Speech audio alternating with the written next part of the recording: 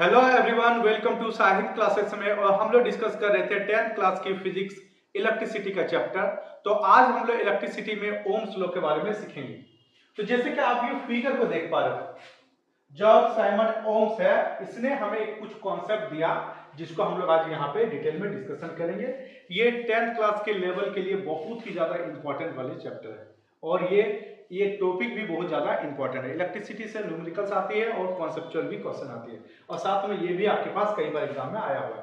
तो इसमें ये ओम्स लॉ क्या है थोड़ा हम लोग डिस्कस करते हैं। एक बैटरी लेते हैं, अब उस बैटरी को वायर से कनेक्ट करने के बाद एक बल्ब लगाते हैं, बल्ब से इसको कनेक्ट करते हैं, सर्किट को हमने कंप्लीट किया हुआ। अब जैसे हम यहाँ पे स्विच को ऑन करते हैं तो बल्ब हमारा ग्लो करने लगती है, बल्ब हमारा लाइट देने लगती है, ठीक है। फिर कुछ टाइम के बाद जैसे ये डिस्चार्ज होना शुरू करता है तो इसका लाइट जो है वो हमारे कम हो जाती है।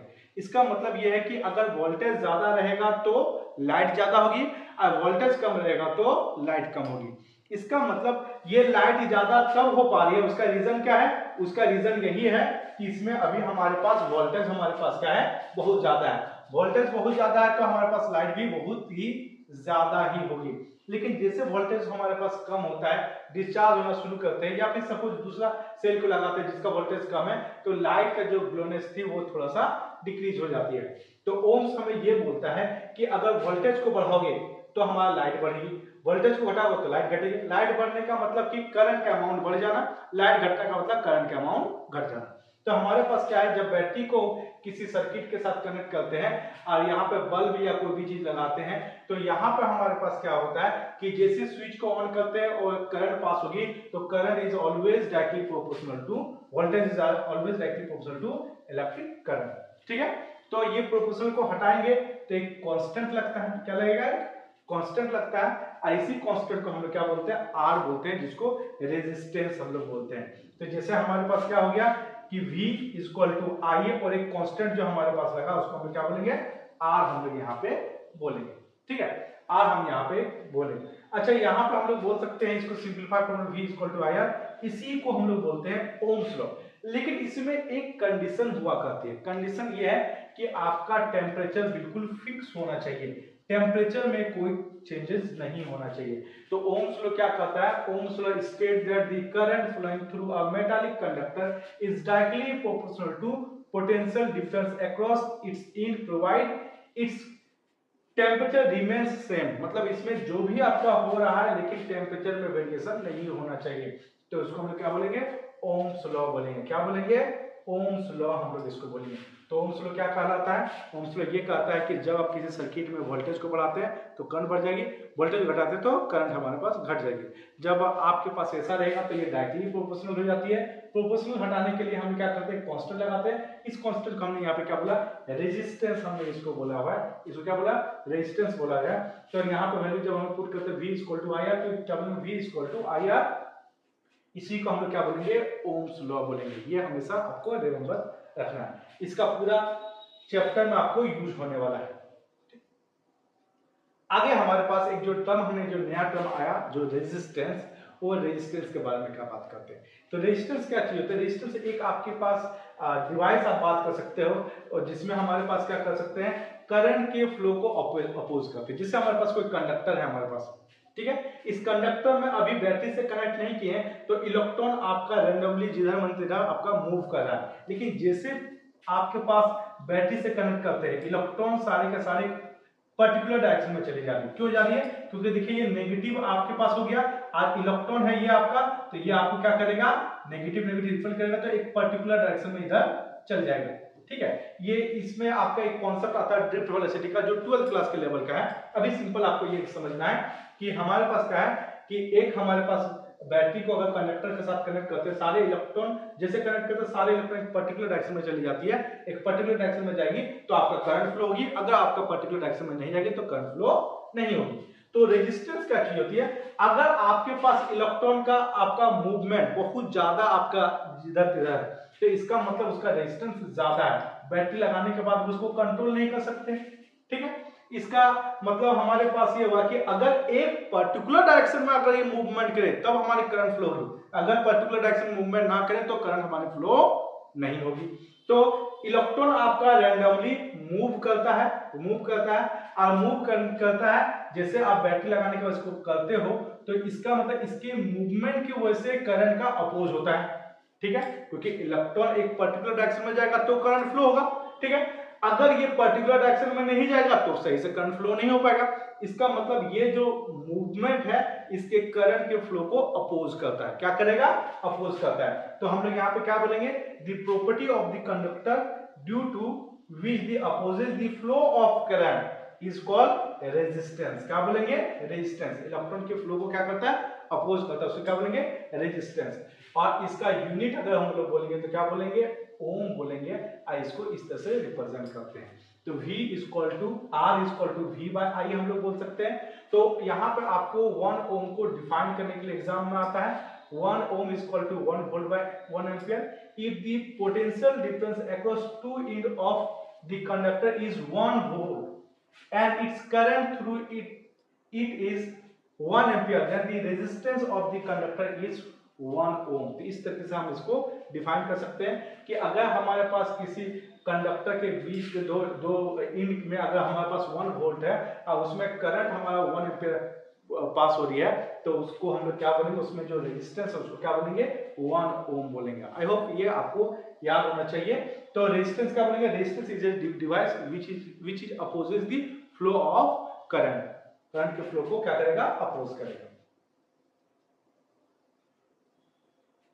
अगर हमारे पास रेजिस्टेंस है, अगर हमारे पास किसी कंडक्टर का रेजिस्टेंस, जैसे सब कंडक्टर में आपका रेजिस्टेंस होगा, कुछ ना कुछ रेजिस्टेंस होता है, तो रेजिस्टेंस मेनली किस फैक्टर पे डिपेंड करेगा? एक लेंथ के ऊपर डिपेंड करेगा, दूसरा डिपेंड करेगा एरिया ऑफ क्रॉस सेक्शन पे डिपेंड करेगा, तीसरा टेम्परेचर और चौथा आपका मटेरियल के नेचर के ऊपर। तो हमारे पास कोई भी आपके पास कंडक्टर है तो उसमें आपका इलेक्ट्रिसिटी जब पास होगा तो उसको अपोज करना चाहेगा। उस चीज को हम लोग क्या बोलते हैं? रेजिस्टेंस बोलते हैं। और रेजिस्टेंस किसके ऊपर डिपेंड करता है? लेंथ ऑफ द वायर, कितना लेंथ है उसके ऊपर। दूसरा एरिया ऑफ क्रॉस सेक्शन, मतलब कि ये जैसे हमारे पास ये है तो इसको कट करेंगे तो ये सामने से हम देखेंगे ये क्या है? हमारे पास क्रॉस सेक्शन एरिया है।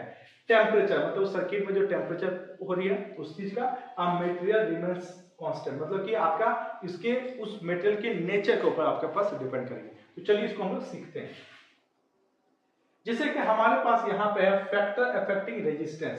तो अगर हमारे पास लेंथ को अगर बढ़ाते हैं, सपोज मैंने बात किया कि ये हमारे पास कंडक्टर है और कंडक्टर में बहुत सारा इलेक्ट्रॉन यहाँ पे एग्जिस्ट कर रहा है, ठीक है। तो ये इलेक्ट्रॉन आपका रैंडमली इधर इधर इधर उधर सब पे मूव कर रहा है।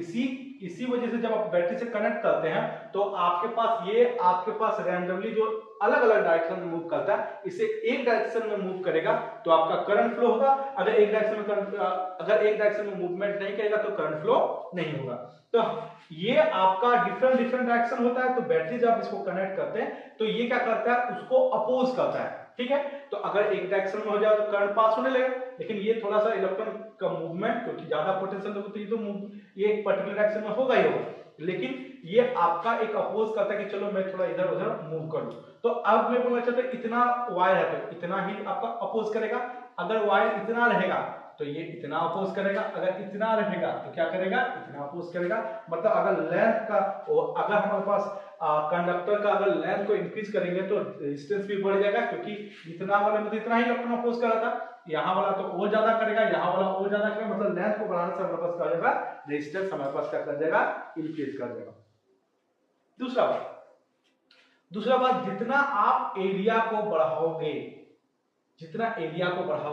उतना ही आसानी से आपके पास क्या हो जाएगा? इलेक्ट्रॉन का मूवमेंट हो जाएगा, उसका मूव करने का जगह आपके पास आसान हो जाता है। तो जिसके वजह से अब मैं बोलूंगा ये इलेक्ट्रॉन है ये आसानी से इधर आपका पर्टिकुलर डायरेक्शन में हो जाता है, क्योंकि अभी यहाँ पे काफी ज्यादा ट्रैफिक था।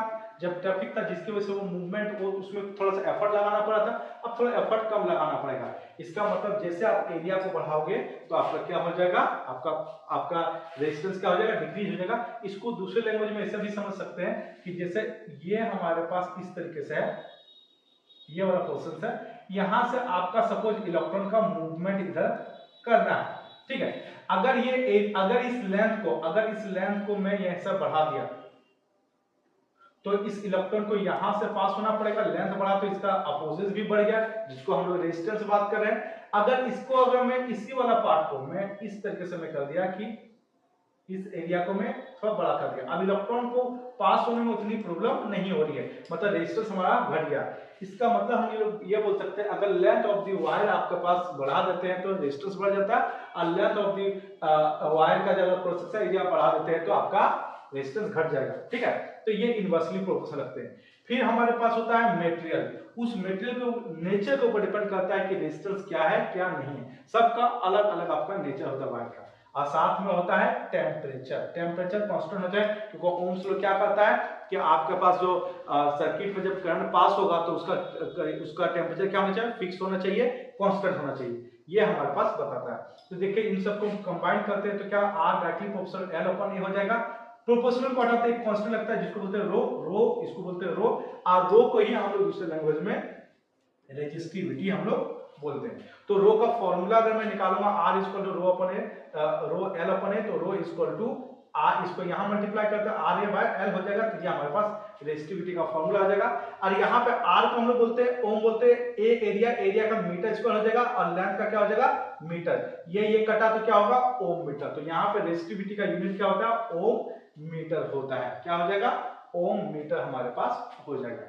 तो इस तरीके से आप बात कर सकते हैं। रेजिस्टेंस जो होता है किन किन फैक्टर पर डिपेंड करता है, एक हमारा लेंथ के ऊपर डिपेंड करता है, दूसरा क्रॉस सेक्शन एरिया के ऊपर डिपेंड करता है, तीसरा मटेरियल उस जो कंडक्टर का जो मटेरियल है जिस मटेरियल से बना उसके ऊपर डिपेंड करता है, और चौथा टेम्परेचर के ऊपर डिपेंड करता है।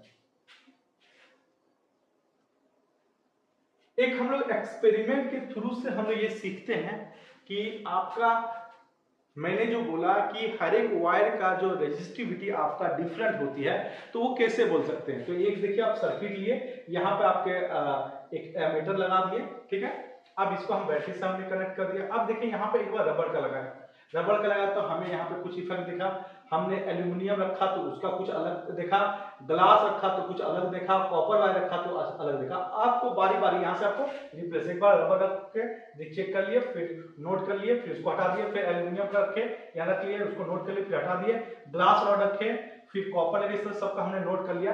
तो हमको यहाँ से एक चीज पता चलता है कि ये एक रेजिस्टेंस का एक स्पेसिफिक प्रॉपर्टी होती है। क्या होती है, रेजिस्टेंस का एक स्पेसिफिक प्रॉपर्टी होती है जो हर एक मेटल का अपना अलग अलग होता है, हर एक मेटल का अपना अलग अलग होता है। रबर का कुछ अलग है, एल्यूमिनियम कुछ अलग है, कॉपर का कुछ अलग है, ग्लास रॉड का कुछ अलग है। तो रेजिस्टिविटी किसके ऊपर डिपेंड करता है, आपका बिल्कुल आपका जिस मेटल का बना उस मेटल के ऊपर ये डिपेंड करेगा, ठीक है।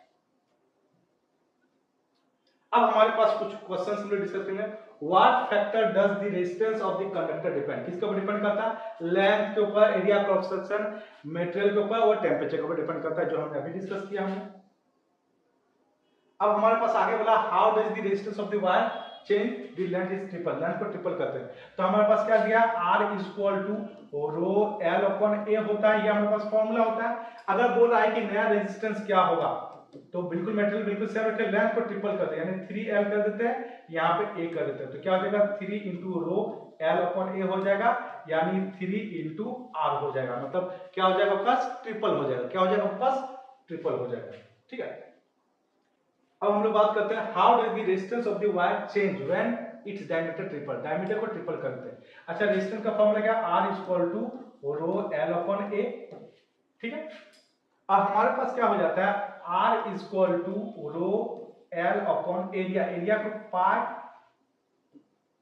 R स्क्वायर बोलेंगे, सर्कल बोलेंगे, क्योंकि एक हमारे पास वायर है तो वो तो सिलिंड्रिकल है, तो ये तो सर्कल टाइप का रहेगा, तो सर्कल का पाई R स्क्वायर। और हमारे पास क्या होता है, R equal to D by two होती है, क्या होती है R equal to D by two, यानी कि हमारे पास पाई डी बाई टू का स्क्वायर हो जाएगी, तो क्या हो जाएगी पाई डी स्क्वायर बाय 4 हो जाएगी।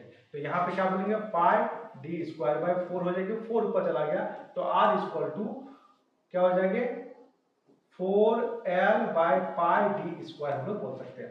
अब यहाँ पे ये बोल रहा है कि अगर डायमीटर को ट्रिपल कर दें, डायमीटर को ट्रिपल करते हैं, यानी new R equal to 4 rho L upon pi 3D का स्क्वायर कर देंगे जी, तो क्या हो जाएगा 4 रो L अपॉन 9 पाई डी स्क्वायर। और इतना वाले को तो हम देखिए, ये वाला पार्ट इतना वाले को तो हम लोग R बोलते हैं, यानी कि R बाय 1/9 हो जाएगा, तो आपका रेजिस्टेंस है आपके पास क्या हो जाएगा 1/9 हो जाएगी, ये आपके पास रेजिस्टेंस हो जाएगा। अब हमारे पास बोलेगा how does the resistance of the wire change when its metal change in one whose resistivity is 3 times. मतलब बोला है कि R equal to formula R equal to rho L upon A है जी, ये हमारे पास फार्मूला है। अब बोला रेजिस्टिविटी क्या होगा 3 टाइम्स करते हैं, न्यू रेजिस्टेंस हमारे पास क्या होगी 3 times 3 rho L upon A, तो क्या हो जाएगा 3 आपका R हो जाएगा, तो रेजिस्टेंस आपके पास क्या हो जाएगी 3 टाइम्स हमारे पास हो जाएगी।